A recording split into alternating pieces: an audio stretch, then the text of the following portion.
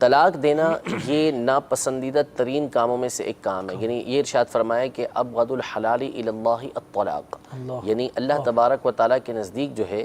سب سے ناپسندیدہ حلال چیز جو ہے وہ طلاق ہے۔ کوشش تو کریں کہ کسی صورت طلاق ہو ہی نہ، اگر دینا مجبوری بن گئی ہے تو حد میں حد ایک طلاق دے۔ یہاں پر میں عرض کروں گا، اللہ کرے کہ ایسے افراد بھی سن رہے ہوں کہ جو ہمارے ٹائپسٹ ہوتے ہیں یا کورٹ وغیرہ کے باہر بیٹھے ہوتے ہیں جو طلاق نامے بناتے ہیں، اللہ تبارک و تعالیٰ ان کو بھی عقل و سمجھ عطا فرمائے، ہدایت عطا فرمائے۔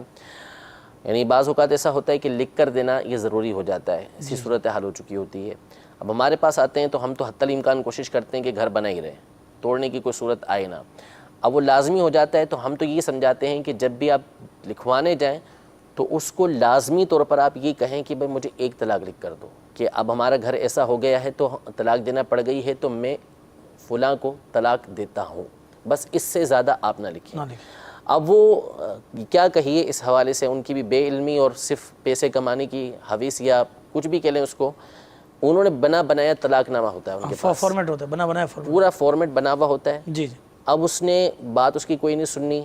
اس پہ سیدھا سیدھا اس کا نام لکھا، اور وہ لا علم شخص ہوتا ہے، اس کو پتہ نہیں ہوتا کہ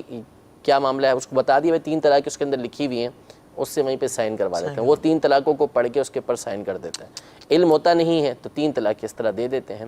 لہذا یہ 3 جو ہمارے ٹائپسٹ حضرات ہیں کورٹ کے باہر بیٹھتے ہیں، یہ وکلاء ہیں، ان کو چاہیے کہ رحم کریں اس حوالے سے لوگوں کے اوپر۔ اگر ان کے پاس کوئی آتا ہے ایسا شخص کو اس کو سمجھائیں، اس کو بتائیں کہ بھائی آپ ایک طلاق دیں، تاکہ آپ کا معاملہ تو ایک طلاق سے بھی پورا ہو جائے گا، معاملہ ختم ہو جائے گا، جیسے ہی عدت ختم ہوگی وہ ویسے ہی آپ کے نکاح سے باہر ہو جائے گی،